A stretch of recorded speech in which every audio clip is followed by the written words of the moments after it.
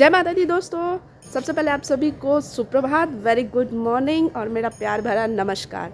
मैं इस वक्त हूँ निहारिका कॉम्प्लेक्स में और साल के अंतिम महीने और साल की अंतिम यात्रा करने के लिए मैं पहुँच चुकी हूँ एक बार श्री माता वैष्णो देवी के दरबार पे और माता रानी का हाजिरी लगाने के लिए।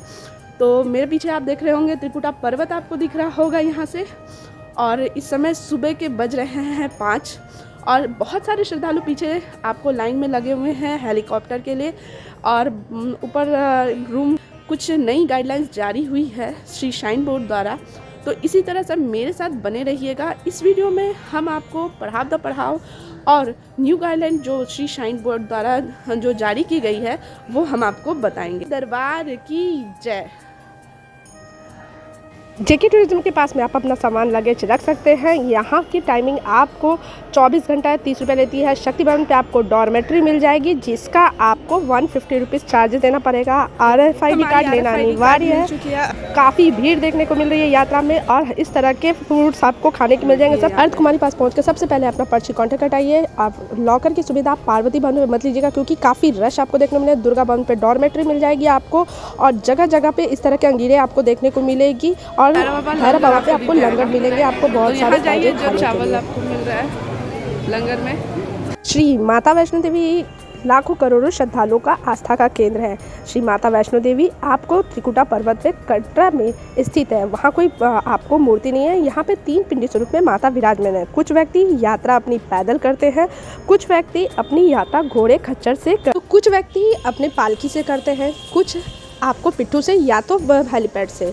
तो जम्मू पहुंच के सारी स्टेट से कनेक्टिविटी जम्मू आपको जल्द ही मिल जाती है क्योंकि सारी ट्रेन आपको कटरा नहीं जाती है। तो सबसे पहले जम्मू पहुंच के आप कटरा बस स्टैंड आ जाइए। रेलवे स्टेशन दिख रहा है। रेलवे स्टेशन से आप सामने से नीचे आओगे और यहाँ से सीधे आप जाओगे तो आपको प्रीपेड टैक्सी काउंटर है और जस्ट सामने में ही आपको बस स्टैंड मिल जाएगा।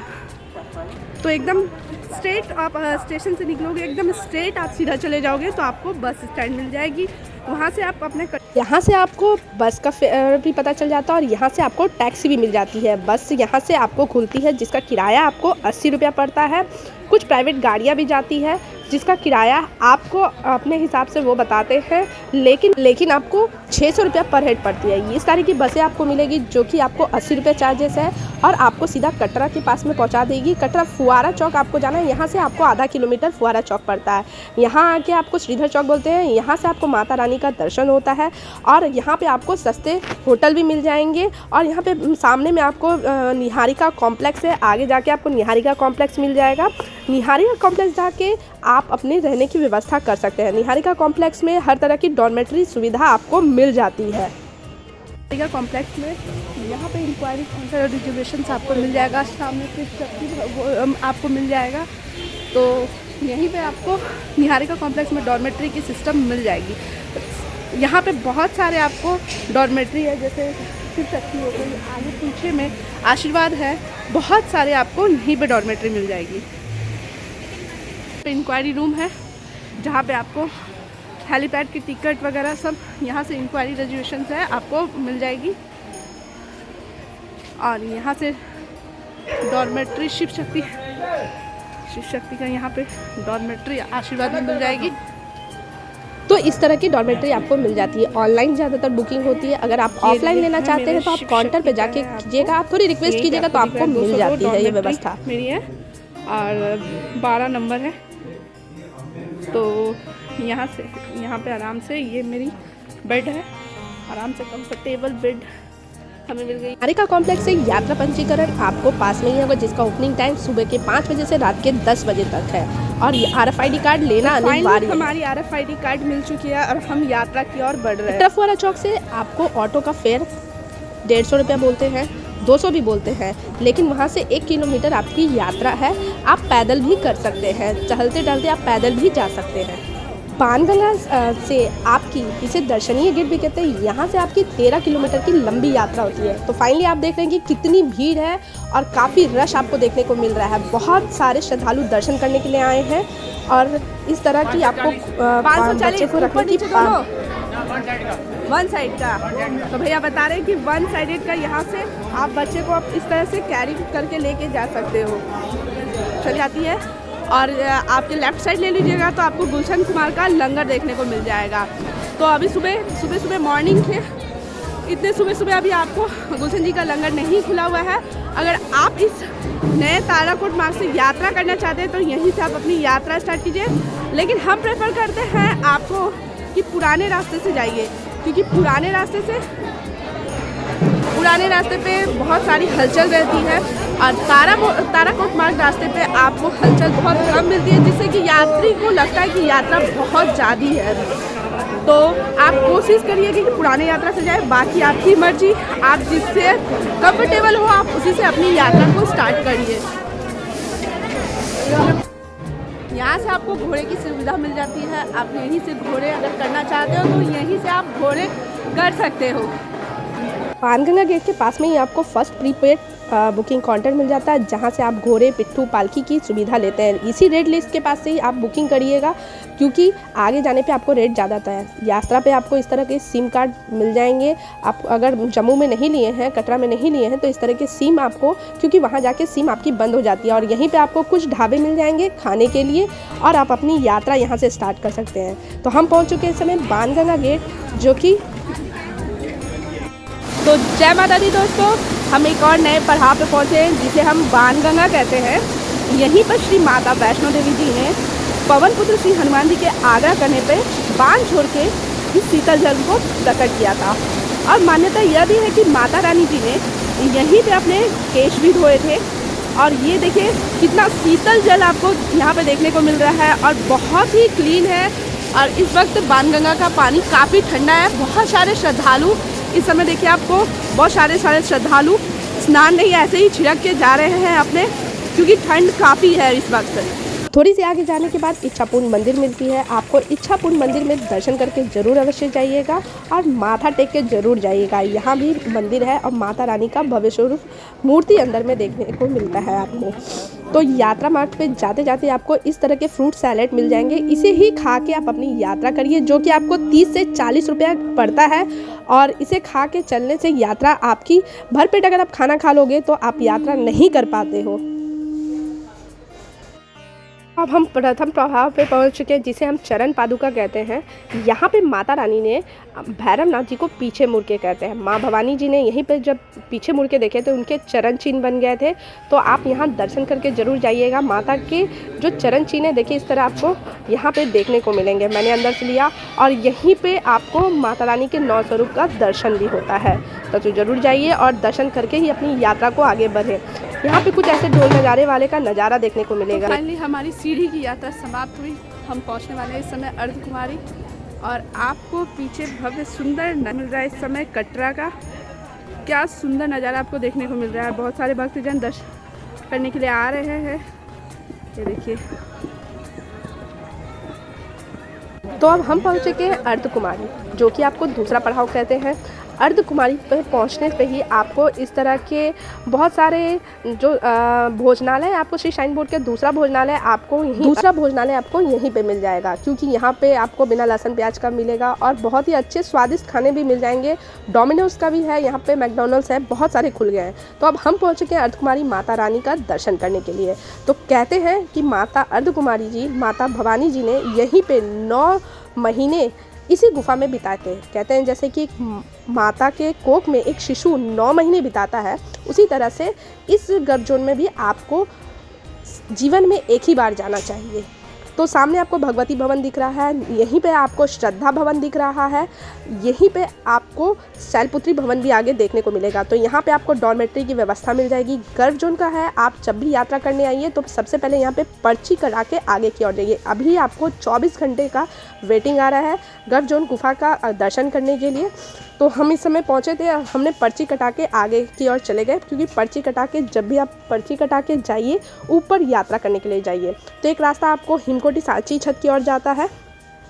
इधर सांची छत के इधर से आपको ये रास्ता आपको हाथीमथा सांची छत की ओर जाता है और दूसरी हिमकोटी मार्ग जो नया रास्ता है आपको वो जाता है। तो ज़्यादा लोग आपको हिमकोटी मार्ग को प्रेफर करते हैं। यहाँ पे आपको डोनेशन है, आप डोनेशन कर सकते हो माता रानी का, जो कि आपकी जितनी इच्छा हो। यहाँ पे आगे जाके आपको गर्भजोन पर्ची मिल जाता है, जो कि आप पर्ची कटा सकते हैं। और कंबल का भी यहीं पे काउंटर है, आप कैश काउंटर है, यहाँ पे आपको कंबल भी मिल जाता है। हाँ, ये याद रखिएगा, यहाँ पे डॉर्मेट्री आपको शाम के 5 बजे के बाद ही खुलती है और ब्लैंकेट भी उसी समय आपको मिलेगा। कैश दे के सिक्योरिटी लेते हैं, उसके बाद फिर आपको रिटर्न करना होता है कंबल और उसके बाद आपको पैसा रिटर्न मिल जाता है। तो यहाँ पे आपको देखिए पूरा लिखा हुआ है।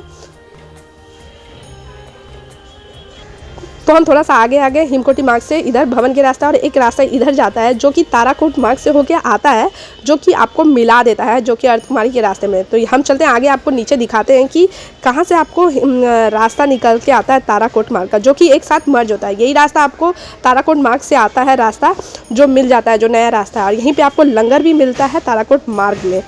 तो चलिए हम आगे यात्रा करते हैं।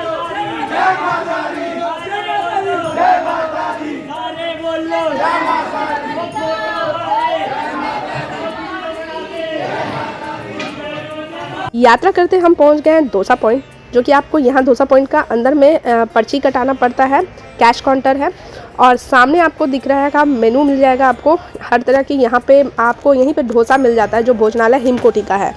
तो आपको बहुत ही सस्ते रिजनेबल रेट ही आपको मिलते हैं। और इस तरह का आपको कॉरिडोर है जो अंदर में खाने की व्यवस्था होती है, मतलब सेल्फ सर्विस है। आप अपना जहाँ पे पर्ची कटाइए, फिर जाके अपना वहाँ से डोसा वगैरह जो भी खाना है आपको, राजमा राइस, सबकी रेट यहाँ पे दी हुई है। आप जाके खा लीजिए, आराम से यात्रा आगे करिए।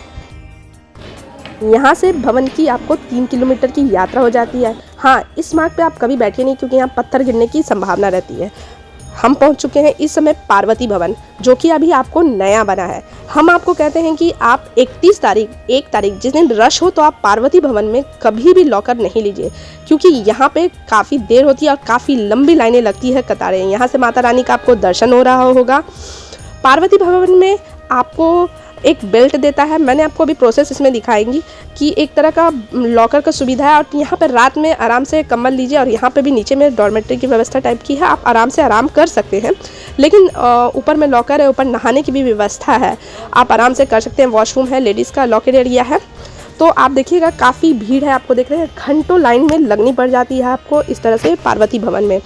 तो पार्वती भवन में आपको 100 रुपया सिक्योरिटी के तौर पर लेते हैं और वहाँ पे लॉकर की सुविधा मिल जाती है, जो कि अभी नया बना है और इसका उद्घाटन नवरात्रि के समय में ही हुआ था। तो मैं प्रेफर करती हूँ कि आगे आप थोड़ी सी आगे 5 नंबर के पास से पहले एक जो लॉकर है, आप वहाँ चले जाओ, वहाँ पे लॉकर की व्यवस्था करिए, लॉकर रखने की व्यवस्था। यहाँ पे काफ़ी नया होने के कारण काफ़ी रश हो जाती है। तो इस तरह की आपको 100 रुपये की एक कार्ड कटेगी, जिसमें लॉकर नंबर आपका 306 है और RFID कार्ड से कनेक्टेड रहता है ये हमारा लॉकर नंबर। और जब तक आपकी RFID कार्ड नहीं रहेगी, तब तक आपको लॉकर नहीं मिलेगा। तो ध्यानपूर्वक हमेशा RFID कार्ड जरूर ले लीजिएगा। हाँ, एक चीज़ और है कि यहाँ पे आपको ना जो लॉकर नंबर दिया उसी में रखना है और 100 रुपया आपको देंगे, जो कि रिफंडेबल हो जाती है। तो चलिए आगे ऊपर हम दिखाते हैं फिर। हाँ, वही तो बोले, लॉकर नहीं रखना, हम लोग तो ऐसे ही लॉकर नहीं रख देते।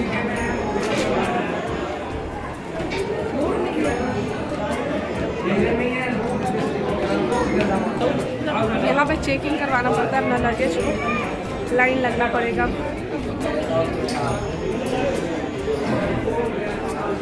लाइनें लगनी पड़ेगी।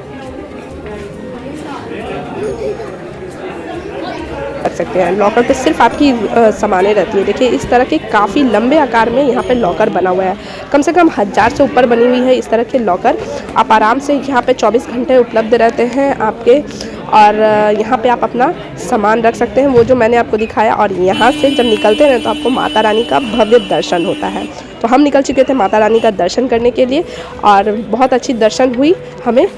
और रुपए की सेवा आपको बता दें कि 3 बजे तक ही आपको टिकट मिलती है ऑफलाइन।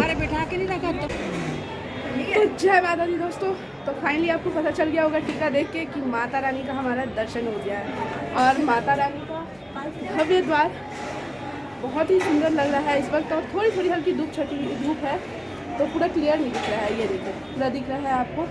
यहाँ पे माता रानी 3 पिंड स्वरूप में विराजमान है। सबसे पहले माता काली, माता लक्ष्मी और माता सरस्वती, तो 3 पिंड स्वरूप में माता रानी यहाँ पे विराजमान है। दर्शन हम करते हैं नवदुर्गा पथ, जो कि आपको नवरात्रि में जो उद्घाटन हुआ था, तो नवदुर्गा पथ में दर्शन करते हुए आप जाइए। बहुत ही खूबसूरत माता के 9 रूप का दर्शन होता है और बहुत ही लंबे आकार में ये नवदुर्गा पथ बना हुआ है, तो यहीं से जाइए दर्शन करने। तो हम दर्शन करके भैरव घाटी की ओर चल चुके हैं। भैरव घाटी दर्शन करने के लिए यहाँ की चढ़ाई बहुत ही खड़ी है। यहाँ की चढ़ाई आपको बहुत ही खड़ी है और ठंड बहुत बढ़ चुकी है इस वक्त। तो हम अब चल रहे हैं भैरव घाटी जी का दर्शन करने, भैरव बाबा का। थोड़ी लेट होने के कारण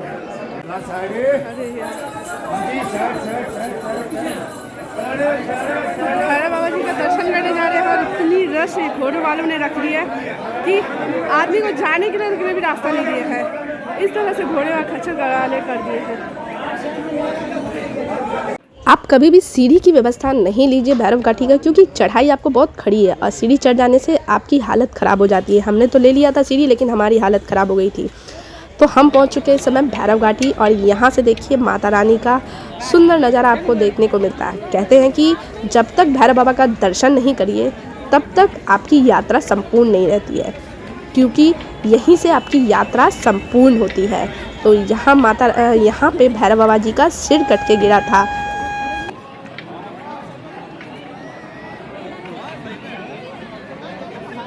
पे आपको भैरव जी का लंगर है, भैरव बाबा का पास नया लंगर बना है। आप लंगर हॉल में जाइए, बहुत ही आपको साफ़ सुथरा लंगर मिलेगा खाने के लिए और बहुत ही अच्छा। मैं जब गई थी तो मैंने खाया।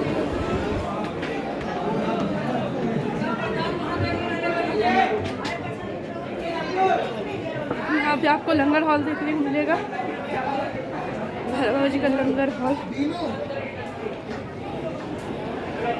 यहाँ से आप प्रवेश करिए लंगर में और आपको दिखेंगे यहाँ पे आपको कभी मेनू चेंज होता है, कभी चावल राजमा रहता है, कभी दाल चावल रहते हैं और गर्मा गर्म आपको लंगर की व्यवस्था मिलती है। यहाँ पे देखिए रसोइया कितने बड़े बड़े, मतलब 24 घंटा यहाँ पे खाना बनते रहता है। आपको कितनी क्लीन आपको देखने को मिलेगी। हमने देखा, बहुत ही अच्छा लगा हमें लंगर। आप जब भी जाइएगा तो लंगर जरूर प्रसाद ग्रहण करिएगा। हाँ, लेकिन लंबी लाइनें लगनी पड़ती है। यहाँ भी सेल्फ सर्विस है, आपको कोई ला के नहीं देगा। तो यहाँ क्लीन रखना आपकी जिम्मेदारी है, लेकिन 24 घंटा लंगर चलती है तो सफाई भी वहाँ पे बहुत ही अच्छे तरह से रहती है। आपको यहाँ सेल्फ सर्विस है, सामने पीने का पानी मिल जाएगा और इस तरह की लाइनें लग के आपको लेनी पड़ती है। दाल चावल तो फाइनली मुझे मिल गया हमारा लंगर, गर्मा गर्म दाल चावल।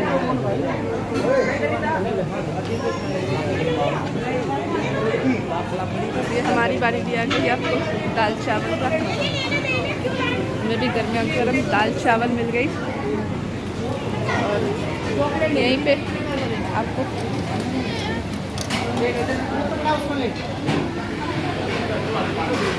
यहाँ सामने अचार है, जिसे अचार भी लेना है और सामने अचार आपको मिलेगा।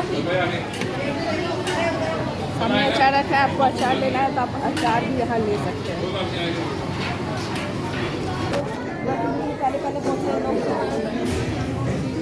तो चलिए हम भी दाल चावल ग्रहण करते हैं और लंगर का सेवन करते हैं। जगह जगह पे इस तरह के अंगारे मिलेंगे आपको हाथ तापने के लिए, जो कि गर्म महसूस दिलाए आपको। फिर आप पहुंच जाइए दुर्गा भवन। दुर्गा भवन में आपको फ्री डॉर्मेटरी की व्यवस्था मिल जाती है। हाँ, लेकिन याद रखिएगा दुर्गा भवन आप रात के 8 बजे ही खुलती है। दुर्गा भवन में आप जाइए, 8 बजे ही खुलती है। वहाँ पे कम्बल मिल जाएगी। सामने आपको तृप्ति भोजनालय दिख रहा है और अंदर आप कॉरिडोर के नीचे में जाइए, वहाँ पे ये दुर्गा भवन जो है आपको काफ़ी लंबे चौड़े आकार में फैला हुआ है। तो देखिए किस तरह से सब लोग कम्बल बिछा के सो रहे हैं और सुबह मॉर्निंग में 7 बजे आपको यहाँ से खाली करा दिया जाता है। 7 बजे से क्लोज़ कर दिया जाता है दुर्गा भवन को। तो इस तरह की व्यवस्था आपको, फ्री डॉर्मेटरी की व्यवस्था आपको दुर्गा भवन में मिल जाती है। काफ़ी लंबे चौड़े आकार में सामने आपको लंबे लाइनें जो लगी है कंबल के लिए है और इस तरह यहाँ साइड में आपको नहाने का, जो कि सुबह मॉर्निंग में 4 बजे चालू होती है, वॉशरूम वगैरह सब मिल जाता है। इस तरह के लॉकर रहेंगे, लेकिन ताला चाबी आपको अपने से लाना पड़ेगा। और यहाँ पे कम्बल बिछाइए, आराम से कीजिए। सामने आपको दर्शन लास्ट तक मैं आपको दर्शन माता रानी का नारियल प्रांगण का कराते जा रही हूँ। मेरी दी गई वीडियो आपको अच्छी लग रही है तो चैनल को जरूर सब्सक्राइब करिएगा और जय माता दी जरूर लिखिएगा, भक्तों के साथ साझा करिएगा।